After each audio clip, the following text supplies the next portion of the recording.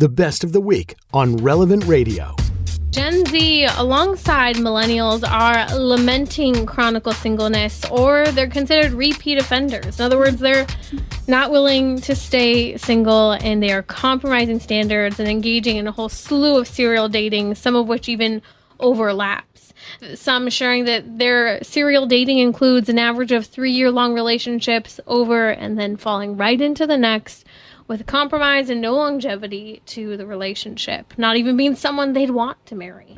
Now, one of the topics that's really popular online on TikTok right now are singles in their late 20s and well into their 30s sharing the advice that they hate hearing about singleness and what to do. That's why I want to share with you one of those TikTok videos before diving into advice for singles from people who met their spouses after 30.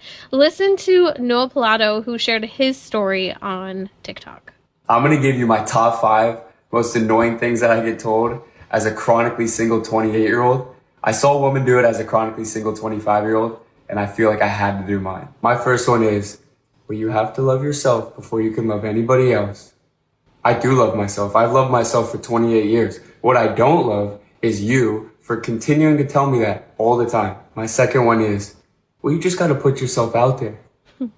What do you think I've been doing? Why do you think I go out all the time? I don't even want to go out anymore. I hate going out. But how else am I supposed to meet people? I'm on every single dating app. I've posted 2,500 videos on TikTok saying I'm single. I'm out there. I have been putting myself out there. My next one is, you're still so young.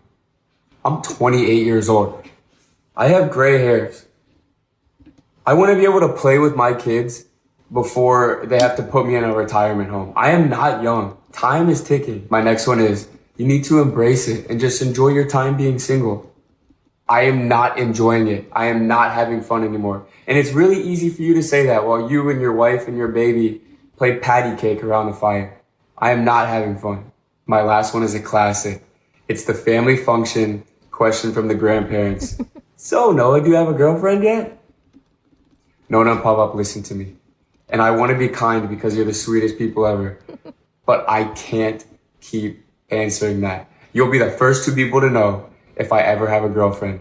But until then, I just can't. It's Christmas. It's Thanksgiving. It's Easter. It's birthdays. I just can't take the slander anymore. I'm sorry, but I just can't.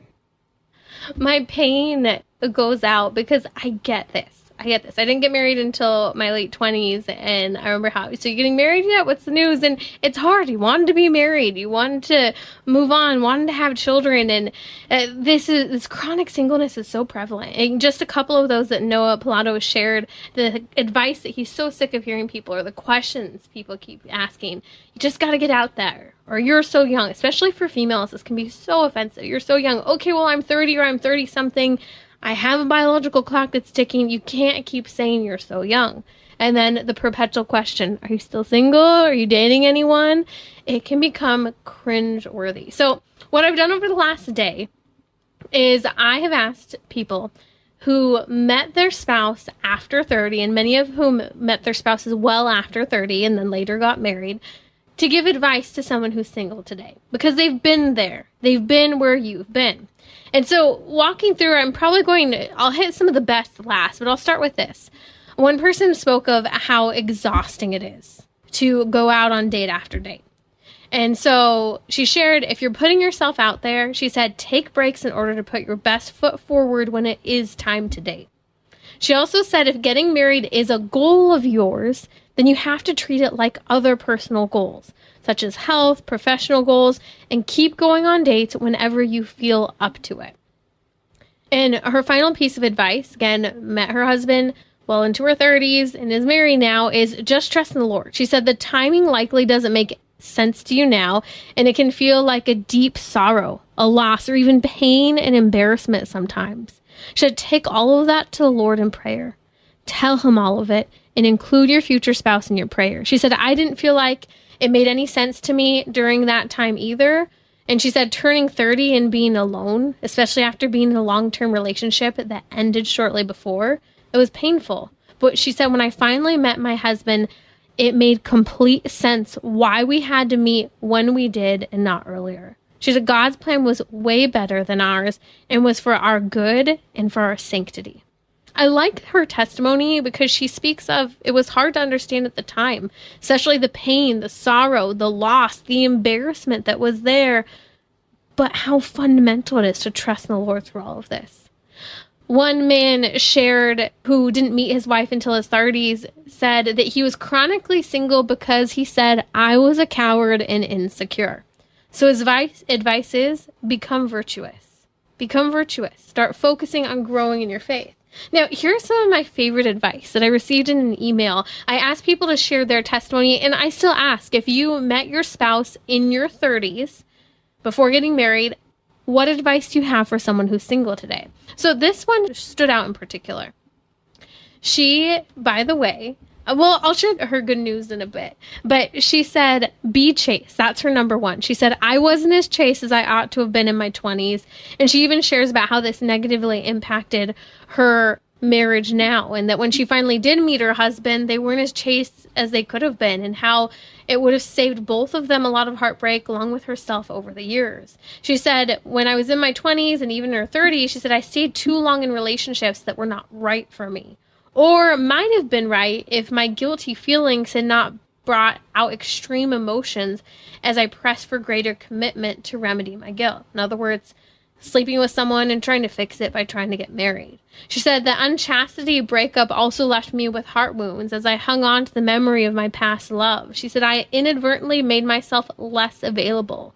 She says I know one fine man that she had dated who took her out, who in hindsight was actually shopping for a wife. In other words, he actually wanted to get married. But she said, I was still a bit hung up on the past guy and did not respond in a way that was open to the new one, who actually was marriage material. She said, when I was chaste, it was easier to objectively evaluate the relationship and move on with far less heartache. She also advised, says, don't spend your 20s striving for a great career. This is for the ladies in particular. Take notice. She says, don't spend your 20s striving for a great career. It takes time and energy to search for a mate and a date. I went to college, then 4 years of grad school. And by the time I finished licensing and then board certifications, the quote, pool of eligible young men was greatly reduced. I think sometimes the advanced degree even put some guys off. I think there's much to be said of that. I have friends, peers who have all the advanced education and didn't start being open or looking around for someone to date until they were well into their quote unquote career, finished all of their higher education and all of their certifications and boards and everything they wanted. And now they're looking around and no one's out there. And those who are extremely intimidated by those degrees. And sometimes even the job that's held. Sometimes these girls just want to hide and pretend that they don't have any of it, but then they feel like they're hiding parts of themselves. Another, I think, key story is that a woman shared the unique circumstances in which she met her husband. She says, God tricked me when she met her husband because her defenses were down. Normally they were up from having been hurt so many times. She thought that this guy was too young for her, so she wasn't even thinking about or putting the defenses up, but it turned out he didn't think that she was too old for him because she was older, and he actually pursued her. And before she knew it, she was actually being her authentic self. So my challenge to you is hear these stories. And the good news of this woman's story, she says, this past Sunday, we just became grandparents. God has restored the years that could have seemingly been eaten up and lost. So I think her story is a story of many, of hope. You haven't met your spouse yet? Many people didn't until they were in their 30s. Trust in the Lord. This entire episode of Trending with Timmerie is on the Relevant Radio app. The Relevant Radio app is completely free and updated daily with fresh articles, podcasts, and prayers. Don't delay, download the app today, and thanks for listening.